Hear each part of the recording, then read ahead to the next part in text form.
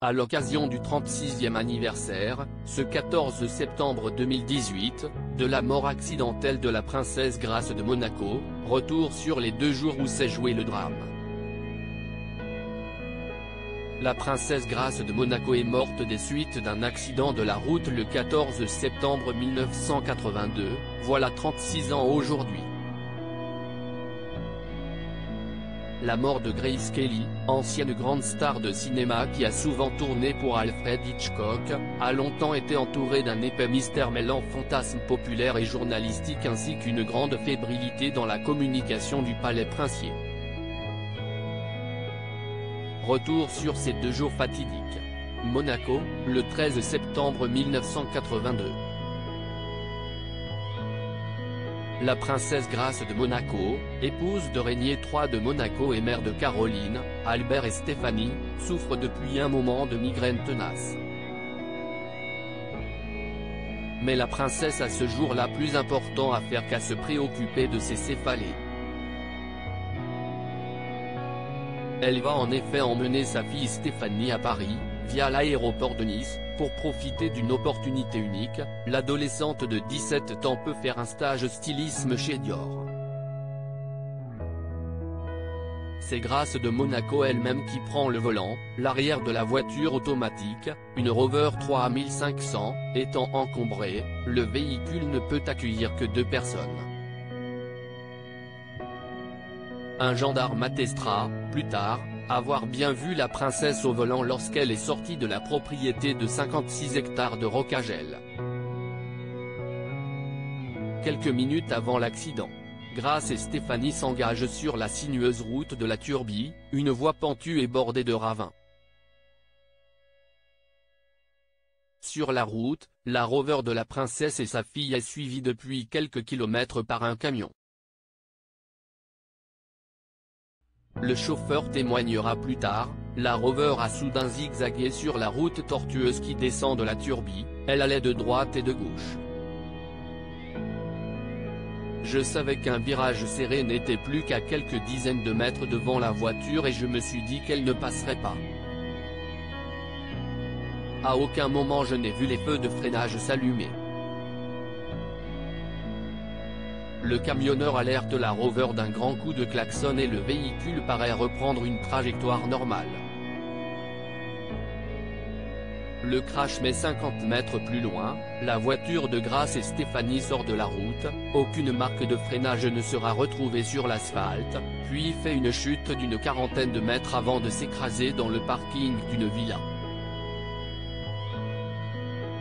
Sesto Lecchio, un horticulteur habitant là et Jacques Provence, directeur des Folies Russes à Monaco, interviennent aussitôt. Ils éteignent le début d'incendie du moteur de l'épave puis extraient péniblement Stéphanie en débloquant avec un madrier la portière bloquée. L'adolescente a le visage en sang et les vertèbres cervicales touchées. Grace de Monaco sera désincarcérée de l'épave par les pompiers, arrivés quelques minutes plus tard. Grace est encore consciente à ce moment et aurait confié aux sauveteurs que les freins n'ont pas répondu. Les dernières heures de Grace transportée en urgence à l'hôpital, Grace est d'abord présentée par les communiqués du palais comme souffrant d'une fracture du fémur. Le même communiqué aventureux indique que la princesse entrera en convalescence dans une dizaine de jours.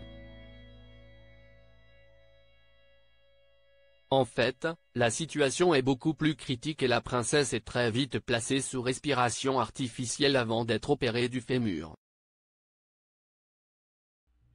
Elle perd connaissance à 2 reprises dans la nuit. Le 14 septembre 1982 au matin, Grace tombe dans le coma. Après une opération du crâne, en fin d'après-midi, les médecins constatent que la princesse est désormais en état de mort cérébrale et ne survit que sous totale assistance artificielle. Avec l'accord de la famille princière, Grace est débranchée. La princesse est déclarée décédée à 22h30. Elle avait 52 ans. Ses obsèques auront lieu le samedi 18 septembre 1982 à la cathédrale de Monaco. Rumeurs et charognards sur le coup, toutes les rumeurs vont bon train, quand quelques charognards fouillent les lieux en tentant de découvrir un soi-disant coffre rempli de bijoux expulsés de la voiture, d'autres imaginent une fatale faute d'attention de Grace. Certains imaginent que le véhicule accidenté était mal entretenu puisqu'il, prétendent-ils, a été rapidement escamoté pour éviter toute enquête. D'autres encore que le véhicule avait à son bord un mystérieux troisième passager qui se serait ensuite volatilisé. Enfin beaucoup estiment que la princesse avait cédé le volant à Stéphanie qui serait donc responsable involontaire du drame. Démenti en fait, rien de cela n'est exact. La Rover 3500, passée à l'expertise s'avère avoir été parfaitement entretenue. Le troisième passager est un pur fantasme peut-être alimenté par la masse de vêtements à l'arrière de la Rover. L'hypothèse de l'erreur d'attention de Grace de Monaco est, elle aussi, balayée. Les examens puis l'autopsie de la princesse ont permis de découvrir que Grace avait subi une hémorragie cérébrale alors qu'elle conduisait. Une hémorragie qui a provoqué une petite perte de conscience de la conductrice tandis qu'elle roulait puis la fatale sortie de route. Un problème médical que, dans les jours précédents, les migraines récurrentes de la princesse avaient annoncé sans hélas être interprétées pour ce qu'elles étaient, des signes avant-coureurs. Mauvais film reste enfin l'hypothèse qui a longtemps affecté Stéphanie de Monaco, une hypothèse alimentée par Sesto Lecchio, l'horticulteur qui a prêté secours aux accidentés. Le sexagénaire a en effet expliqué avoir sorti Stéphanie du véhicule par la portière gauche. Autrement dit côté conducteur. En fait, Stéphanie ne pouvait être extraite de la carcasse que de ce côté-là, le flanc droit, le côté passager, de la Rover ayant été broyé lors du crash. Le mauvais film policier imaginé par les commères n'était qu'un leurre. Dernier mystère levé. Les derniers pseudo-mystères suscités par la mort de Grace de Monaco ont été levés en 2014 par le livre Enquête Grace, la princesse déracinée publié par Bertrand Tessier.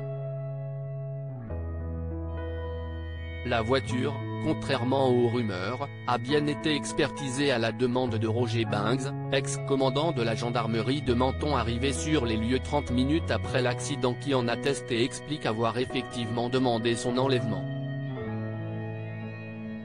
Un autre gendarme, Frédéric Mougnama, a d'autre part aperçu Grace de Monaco au volant moins de 10 minutes avant le crash. Vu la configuration ultra étroite et sinueuse de la route de la Turbie, il paraît impossible que Grace ait pu s'arrêter ou que ce soit pour céder le volant à sa fille.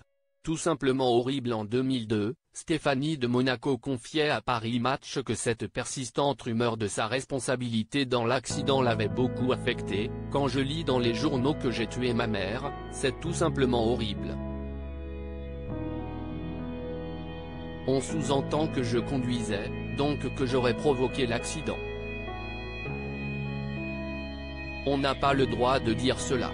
C'est la vie qu'il a voulu ainsi. Diaporama réalisé par Anne-Laure Duvernay.